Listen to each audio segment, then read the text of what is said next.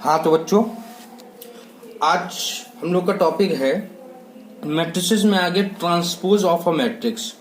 इसका हिंदी रूपांतरण है अवयव का परिवृत्त। तो बच्चों, परिवृत्त जानने के लिए सबसे पहले हम लोग ये जानते हैं कि परिवृत्त होता क्या है। तो matrix obtained by interchanging row with column. जब किसी मैट्रिक्स में रो और कॉलम का जब परस्पर हम लोग चेंज कर देते हैं तो उस प्रोसेस को हम लोग क्या बोलते हैं? ट्रांसपोज ऑफ अ मैट्रिक्स, किसी भी मैट्रिक्स का परिवृत्त। जैसे कि एग्जांपल आपको दिया गया है, एक मैट्रिक्स दी गई है जिसमें आपको R1, R2, R3 तीन रो दिख रही हैं और उसमें आपको तीन कॉलम C1, C2 और C3 दिख रहे हैं, तीन कॉलम दिख रहे हैं। तो इन मैट्रिक्सों का अगर ट्रांसपोज हमें निकालना है तो ट्रांसपोज को A की पावर T या फिर A डैश से डिनोट करते हैं। तो ट्रांसपोज निकालने के लिए अगर मैं इस रो को इस मैट्रिक्स का कॉलम बना दूं तो 1 2 3 जो रो है मैं इसको कॉलम में दिखा रहा हूं 1 2 3। ऐसे 4 5 6 रो है तो फिर मैं इसको कॉलम बना दे रहा हूं। फिर इस तरीके से 7 8 9 को रो है, कॉलम बना दिया। तो ये जो मैट्रिक्स होती है ये अपना ट्रांसपोज ऑफ अ मैट्रिक्स कहलाता है। ठीक है बच्चों, तो आप सीधा सीधा जानिए, किसी भी मैट्रिक्स का आपको ट्रांसपोज निकालना है तो आप ट्रांसपोज निकालने के लिए उस मैट्रिक्स के रो को कॉलम में चेंज कर दीजिए और कॉलम को रो में चेंज कर दीजिए, वो उसका ट्रांसपोज कहलाता है। तो अब हम लोग इसके बारे में प्रॉपर्टीज जानेंगे कि मैं ट्रांसपोज की क्या क्या प्रॉपर्टी होती है। तो प्रॉपर्टी ऑफ ए ट्रांसपोज, तो सबसे पहली प्रॉपर्टी है A dash of dash. A dash का डैश हमें निकालना है। तो ए डैश का डैश, जब हम ए डैश का डैश निकालेंगे तो हमें पुनः ए मिल जाएगा। जैसे एक एग्जांपल लेते हैं, एक 2x2 की मैट्रिक्स ली ABCD। अगर मैं इसका ट्रांसपोज निकालूं, एक ए डैश या ए की पावर टी कुछ भी बोल लें, तो ट्रांसपोज निकालने के लिए रो को कॉलम में बना देना। ए बी रो में है तो कॉलम बना दिया, सी डी रो में है तो कॉलम बना दिया। अब ए डैश तो आ गया, मुझे ए डैश का डैश निकालना है तो अब मैं ए डैश का डैश निकालूंगा। तो ए डैश की वैल्यू है ए डैश का डैश। अब इसका डैश निकालते हैं भाई, ए डैश का डैश निकालना है तो ए सी ये आ गया, बी डी आपका इस तरीके से आ गया। रो वाली चीज कॉलम में आ गई, रो वाली चीज कॉलम में आ गई। तो हमने देखा ए डैश का जो डैश है, ये वाली रिक्वायर जो मैट्रिक्स आई है ये हमारी वही पुनः वाली ए वाली मैट्रिक्स आ गई, ये ए रहा।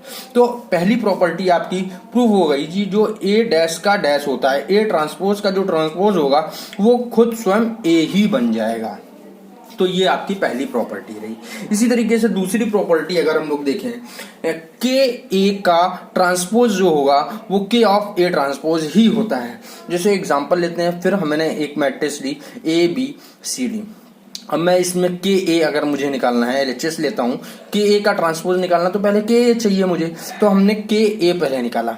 तो के ए जो हमारा होगा वो ए ऑफ के का मल्टीप्लाई ए में करेंगे तो के ऑफ ए निकालेंगे। तो इस के का मल्टीप्लाई सारे एलिमेंट्स में कर देंगे तो अपना आ जाएगा ए के, बी के, सी के और डी के। ठीक है बच्चों, इसी तरीके से के ए का ट्रांसपोज निकालना है। तो ट्रांसपोज निकालना हम लोग जानते हैं, ट्रांसपोज में हम लोग रो कॉलम में और कॉलम को रो में चेंज कर देते हैं। तो ए के बी के जो हमारा होगा रो है वो कॉलम में चेंज हो जाएगा, तो ए के बी के। इसी तरीके से सी के बी डी के जो हमारी रो है वो कॉलम बन जाएगी सी के और डी के। तो ये हम लोग का LHS हो गया। अब LHS उठाने के बाद RHS हम लोग लेते हैं के ऑफ ए डैश। तो के ऑफ ए डैश, के आपका ये लिखा रहा है ए डैश मतलब ए का ट्रांसपोज हम लोग निकाले। ए बी जो है वो ए बी कॉलम में आ जाएगा। इसी जगह सी डी जो रो है वो कॉलम बन जाएगी। इसी तरीके से के का मल्टीप्लाई सारे एलिमेंट में, तो ए के बी के सी के डी के। तो अगर हम देखें LHS और RHS हमारे सेम दिख रहे हैं तो हमारी नेक्स्ट प्रॉपर्टी भी प्रूफ हो गई कि के ए का जो ट्रांसपोज होगा वो के ऑफ ए डैश होगा। इसी तरीके से बच्चों, जो तीसरी प्रॉपर्टी है वो हम लोग की विशेष प्रॉपर्टी में है, ए प्लस बी का जो ट्रांसपोज होगा वो A transpose plus B transpose ही होगा। ठीक है बच्चों, तो फिर हम लोग इसको एग्जांपल के द्वारा ही देखेंगे। तो A इज इक्वल टू, मैंने एक मैट्रिक्स ले ली 1 2 3 4, इसी तरीके से B मैट्रिक्स ले ली 2 1 3 4। तो अब A प्लस बी हम लोग निकालेंगे, क्योंकि A प्लस बी का होल डैश LHS में निकालना है।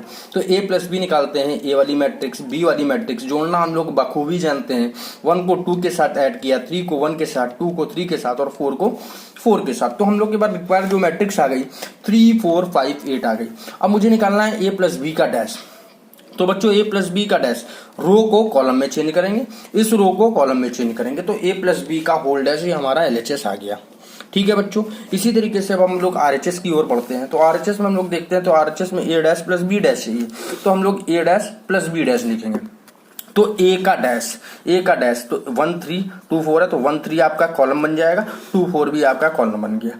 इसी तरीके से B डैश हम लोग ने लिखा। फिर उसके बाद दोनों को ऐड करना है। अगर दोनों को ऐड करते हैं तो 1 2 के साथ ऐड होगा, 2 3 के साथ ऐड होगा, 3 1 के साथ ऐड होगा और 4 4 के साथ ऐड होगा। तो इसी तरीके से हम लोग की जो रिक्वायरमेंट आएगा मैट्रिक्स आ गई 3 5 4 8 आ गई। तो हम लोग देखें बच्चों, ये हमारा LHS था और ये हमारा RHS आया। तो LHS जो है वो हमारा RHS के इक्वल आ रहा है। तो मतलब इससे ये सिद्ध हुआ कि ये भी प्रॉपर्टी हमारी बिल्कुल सही है। ओके बच्चों, तो आगे की नेक्स्ट प्रॉपर्टी अगली वीडियो में आप देखेंगे। तब तक के लिए धन्यवाद।